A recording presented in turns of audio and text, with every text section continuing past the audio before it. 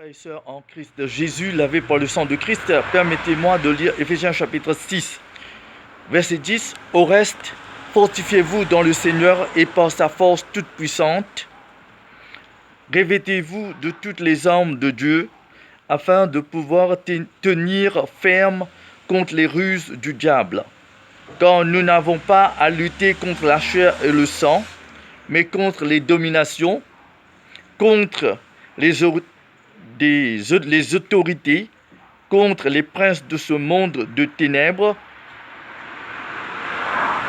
et contre les autorités, contre les princes de ce monde de ténèbres, contre les esprits méchants dans les lieux célestes. C'est pourquoi prenez toutes les armes de Dieu afin de pouvoir résister dans le mauvais jour et tenir ferme après avoir tout surmonté. Tenez donc ferme, ayez à vos reins la vérité pour ceinture, revêtez la cuirasse de la justice, mettez pour chaussure à vos pieds le zèle que donne l'évangile de paix. Prenez par-dessus tout cela le bouclier de la foi, avec lequel vous pourrez éteindre tous les traits enflammés du malin.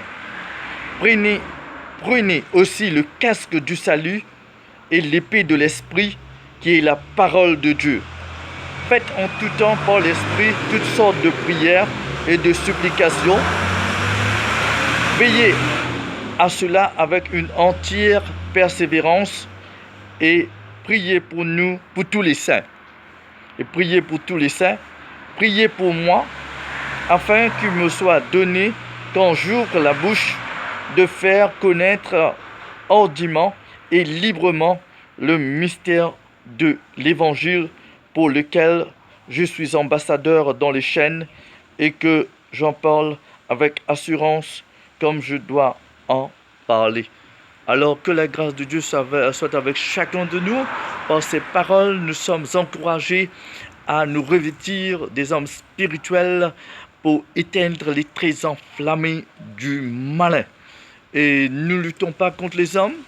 Nous bénissons nos persécuteurs qui disent méchamment de nous toutes sortes de moqueries, me disent que je suis fou. Mais je sais en qui j'ai cru, celui qui m'a délivré de la folie, du péché. J'étais fou pour le péché, mais maintenant j'ai été lavé par le sang de Christ et Dieu m'a fait grâce. Il a préparé de bonnes œuvres et c'est un Dieu saint. Nous bénissons nos ennemis, comme l'Église priait pour l'apôtre Paul quand il persécutait les chrétiens, il mettait à mort les chrétiens dans des prisons, les flagellait, il les faisait blasphémer, mais Dieu s'en est servi de l'apôtre Paul, qui est notre fondateur. Il est l'exemple même pour nous à souffrir pour Christ, à rendre le bien. Et pour tous ceux qui se moquent de nous ou disent des choses méchantes, ou dans les collèges, ou ce que vous travaillez. Alors, Dieu vous bénisse. Nous bénissons nos ennemis, nous les bénissons, qu'ils puissent connaître un jour la grâce de Dieu, peut-être dans la souffrance comme moi. Et Dieu vous bénisse, vous êtes, tenez ferme les chrétiens. Et nous prions pour ceux qui sont en... Père, nous nous souvenons de ceux qui sont en Pakistan, en Corée du Sud, dans les pays d'Europe ou de l'Amérique où il y a beaucoup de tentations. Nous devons résister à ces tentations. Il y a en Inde et même dans les îles, dans les différents pays d'Afrique où j'ai vu sur YouTube tout ce qui se passe. Mais nous prions pour nos bien-aimés frères en Jésus-Christ, Yeshua HaMashiach, même en Israël. Et que Dieu les aide à tenir ferme.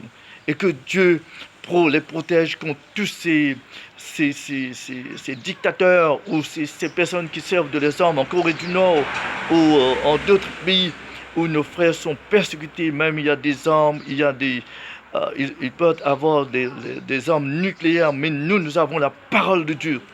Et nous rendons le bien en tout temps, par la prière, par des bonnes œuvres. Que la grâce de Dieu soit avec chacun de vous, tous nos bien-aimés frères et sœurs, dans le corps de Jésus-Christ, Yeshua HaMashiach, qui est béni éternellement. Amen.